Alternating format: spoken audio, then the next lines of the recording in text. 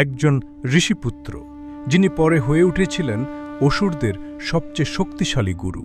কিন্তু কিভাবে উষণ হয়ে উঠলেন শুক্রাচার্য?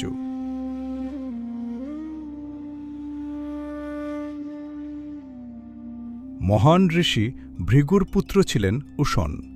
জন্ম থেকেই তার মধ্যে ছিল অসাধারণ জ্ঞান ও তপস্যার শক্তি। উষণ বুঝতে পারলেন দেবতাদের গুরু বৃহস্পতি সর্বত্র সম্মান পান, কিন্তু অসুরদের জ্ঞানকে কেউ মূল্য দেয় না। তখন উষণ সিদ্ধান্ত নিলেন তিনি দেবতাদের নয়, অসুরদের পথপ্রদর্শক হবেন। অতুলনীয় শক্তি অর্জনের জন্য উষণ শুরু করলেন ভয়ঙ্কর তপস্যা মহাদেবের উদ্দেশ্যে। হাজার বছর ধরে উপবাস, ধ্যান আর কঠোর সাধনায় তার শরীর দুর্বল হলেও ইচ্ছাশক্তি হয়ে উঠল অদম্য। অবশেষে মহাদেব সন্তুষ্ট হলেন। তিনি উষণকে দিলেন এক ভয়ঙ্কর গোপন বিদ্যা, মৃত সঞ্জীবনী মন্ত্র। এমন এক শক্তি যা মৃতকেও ফিরিয়ে আনতে পারে জীবনে। সেই মুহূর্ত থেকেই উষণ পরিচিত হলেন শুক্রাচার্য নামে, অসুরদের মহান গুরু। দেবতারা আতঙ্কিত হয়ে পড়ল, কারণ শুক্রাচার্যের বিদ্যায় মৃত অসুররাও আবার ফিরে আসছিল যুদ্ধে।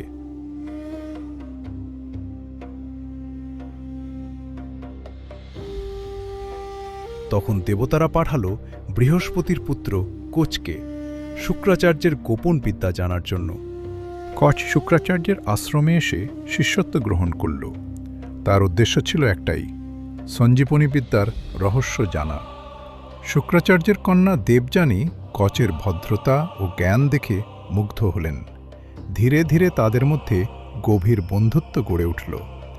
অসুররা কচের প্রকৃত উদ্দেশ্য বুঝতে পেরে তাকে হত্যা করল, কিন্তু দেবযানীর অনুরোধে শুক্রাচার্য সঞ্জীবনী মন্ত্রে তাকে ফিরিয়ে আনলেন। কিন্তু অসুররা হাল ছাড়ল না। দ্বিতীয়বার কচকে হত্যা করে তার দেহ ধ্বংস করে দিল। তবুও সঞ্জীবনী বিদ্যার শক্তিতে সে ফিরে এলো জীবনে। তৃতীয়বার ও তৃতীয়বার অসুররা কচকে হত্যা করে তার দেহ ভস্ম করে ফেলল। তারপর সেই ছাই মদের সঙ্গে মিশিয়ে শুক্রাচার্যকে পান করিয়ে দিল। সন্ধ্যায় দেবযানী কচকে খুঁজতে শুরু করলেন। তখন শুক্রাচার্যের উদরের ভেতর থেকে কচের কণ্ঠ ভেসে এলো। উপায় না দেখে শুক্রাচার্য কচকে মৃত সঞ্জীবনী বিদ্যা শিক্ষা দিলেন, যাতে সে বেরিয়ে এসে আবার গুরুকে জীবিত করতে পারে। দেবযানী কচকে ভালোবাসতেন, কিন্তু কচ তাকে বিবাহ করতে অস্বীকার করলে ক্রুদ্ধ দেবযানী তাকে অভিশাপ দিলেন। কচ দেবতাদের কাছে ফিরে গেল সঞ্জীবনী বিদ্যার জ্ঞান নিয়ে।